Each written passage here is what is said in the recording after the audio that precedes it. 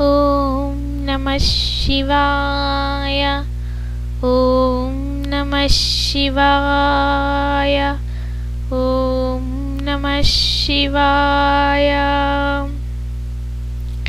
సంపూర్ణ కార్తీక మహాపురాణము 6వ రోజు పారాయణం. ఏకదశాధ్యాయము. వశిష్ఠ ఉవాచ. ఓ మహారాజా, కార్తీక మాసంలో శ్రీహరిని ఎవరైతే అవిసెపూలతో పూజిస్తారో వాళ్లకు చాంద్రాయణ ఫలితం కలుగుతుంది. గరికతోనూ కుశలతోనూ పూజించే వాళ్ళు పాప విముక్తులై వైకుంఠాన్ని పొందుతారు. చిత్రవర్ణ వస్త్రాన్ని శ్రీహరికి సమర్పించిన వాళ్ళు మోక్షాన్ని పొందుతారు. కార్తీక స్నానాచరణమును చేసి విష్ణు సన్నిధిన దీపమాలికను ఉంచేవాళ్ళు వైకుంఠ పురాణ పాఠకులు శ్రోతలు కూడా విగతపాపులై పరమపదాన్ని చేరుతారు. ఇందుకు ఉదాహరణగా సర్వ పాపాలను సయింప చేసేది ఆయురోగ్యదాయిని అయిన ఒక కథను వినిపిస్తాను, విను. మందరోపాఖ్యానము.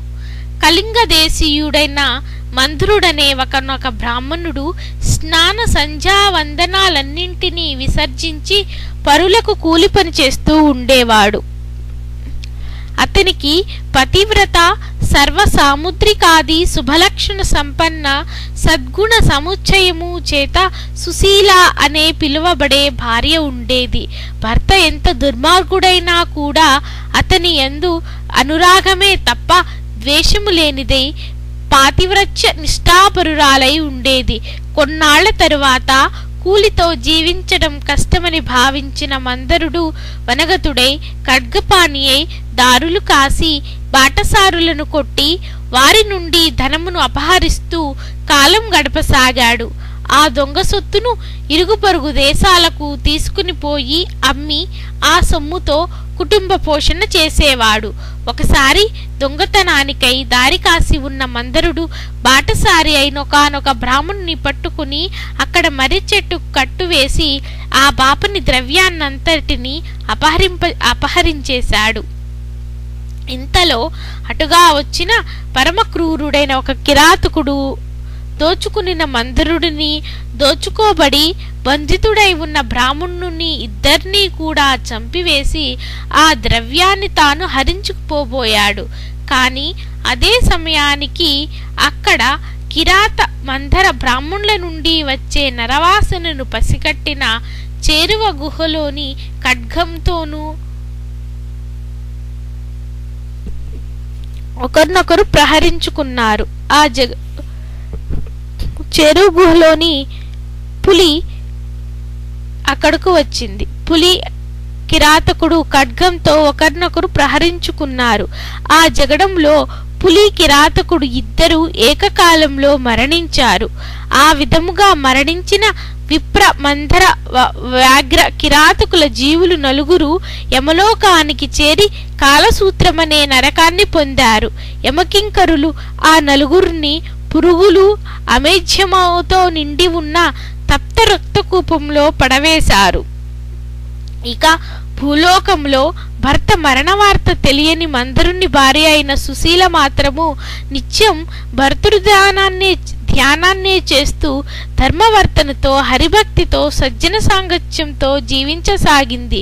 ఒకనాడు నిరంతర హరినామ సంకీర్తన తత్పరుడు, సర్వుల యందును భగవంతుని దర్శించువాడు, నిత్యానంద నర్తనుడు అయిన ఒకానొక యతీశ్వరుడు ఈ సుశీల ఇంటికి వచ్చాడు. ఆమె శ్రద్ధాభక్తులతో అతనికి భిక్ష వేసి, అయ్యా, నా భర్త కార్యార్థి అయి వెళ్ళి ఉన్నాడు, ఇంటలేడు. నేను ఏకాకినై ఆయన ధ్యానంలో గడుపుచున్నాను అని విన్నవించుకుంది. అందులోకి ఆ యతి, అమ్మాయి, ఆవేదన పడకు, ఇది కార్తీక పూర్ణిమ మహాపర్వదినం. ఈరోజు సాయంకాలం నీ ఇంట పురాణ పఠనా శ్రవణాదులను ఏర్పాటు చేయి. అందుకుగాను ఒక దీపము చాలా అవసరము. దీపానికి తగినంత నూనె నా దగ్గర ఉంది. నీవు వత్తెను ప్రమిదను సమర్పించినట్లయితే దీపమును వెలిగించవచ్చును అని సలహా ఇచ్చాడు.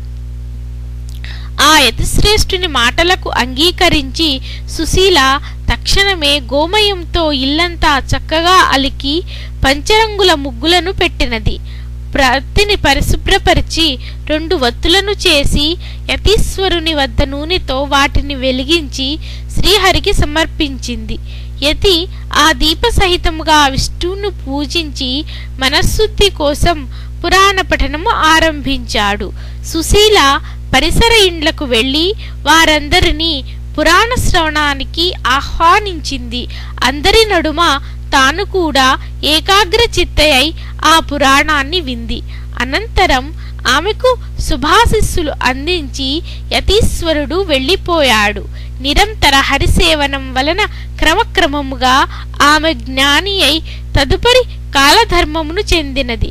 తక్షణమే శంఖచక్రాంకితులు, చతుర్బాహువులు, పద్మాక్షులు, పితాంబరధరులు అయిన విష్ణుదూతలు నందనవన సుందర మందారాది సుమాలతోనూ రత్నమౌక్తిక ప్రవణాదులతోనూ నిర్మించిన మాలికాంబర భరణాలంకృతిమై ఉన్న దివ్య విమానాన్ని తెచ్చి సుశీలను అందు అధిరోహింపచేసి వైకుంఠానికి తీసుకుపోసాగారు.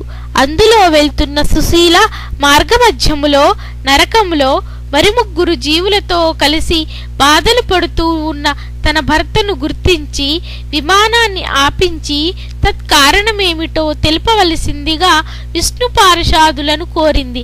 అందుకు వారు, అమ్మ, నీ భర్త అయిన ఈ మందరుడు విప్రకుల సంజాతకుడైనప్పటికీ కూడా వేదచారాలను విసర్జించి కూలి అయి మరికొన్నాళ్ళు దొంగ అయి దుర్మార్గ ప్రవర్తన వలన ఇలా నరకాన్ని అనుభవిస్తున్నాడు. అతనితో పాటే ఉన్న మరొక బ్రాహ్మణుడు మిత్రద్రోహి మిత్రునొకరిని చంపి అతని ధనముతో పరదేశాలకు పారిపోబోతూ నీ భర్త చేత బంధితుడయ్యాడు. ఇతగాడి పాపాలకు గాను అతని నరకము పొందాడు. 3వ వాడు కిరాతకుడు. బంధితుడైన ఆ బ్రాహ్మణుని నీ భర్తని కూడా చంపివేసి నా పాపానికి గాను ఇతడు నరకమును చేరవలసిన వచ్చినది. ఇక 4వ జీవి ఒక పులి. ఈ పులి అంతఃపూర్వ జన్మలో ద్రవణ బ్రాహ్మణుడై ఉండి ద్వాదశి నాడు భక్షాభక్ష విచక్షణ రహితుడై ఆచరించిన తైలాదిక భోజనాదుల వలన నరకము పొంది పులిగా పుట్టి ఈ కిరాతకుని తోడి జగడములో అతనితో పాటు నరకాన్ని చేరాడు. ఈ 4 నరకయాతనలకు కారణాలివే తల్లి అని చెప్పారు. ఆ మీదట సుశీల విష్ణుదూతలను చూసి ఏ పుణ్యము చేసినట్లయితే వాళ్ళకా నరకము తప్పుతుందో చెప్పుడని కోరగా వైష్ణవులు కార్తీక మాసములో నీ చేత ఆచరింపబడిన పురాణ శ్రవణ ఫలితాన్ని దారపోయడం వలన నీ భర్త పురాణ శ్రవణార్థమై నీవు ఇంటింటికి వెళ్లి ప్రజలను పిలిచిన పుణ్యమును ధారపోయడం వలన మిత్రద్రోహి అయిన ఆ బ్రాహ్మణుడు ఆ పురాణ శ్రవణార్థమై నీవు సమర్పించిన 2 వత్తుల పుణ్యమును చెరిసగముగా ధారపోయడం వలన కిరాత వ్యాఘ్రాలు నరకము నుంచి ముక్తిని పొందుతారు అని పలికారు. అలా వాళ్ళు చెప్పినదే తడవుగా సుశీల ఆయా విధముగా తన పుణ్యాలను వారికి ధారపోయడంతో ఆ 4 నరకము నుండి విముక్తులై దివ్య విమానారూఢులై సుశీలను వివిధ రూపాలుగా ప్రశంసిస్తూ మహాజ్ఞానులు పొందే ముక్తి పదానికై తీసుకోపోబడ్డారు. కాబట్టి ఓ జనక మహారాజా, కార్తీక మాసంలో చేసే పురాణ శ్రవణము వలన హరిలోకమును తప్పనిసరిగా పొందుతారని తెలుసుకో. 11వ అధ్యాయము సమాప్తము.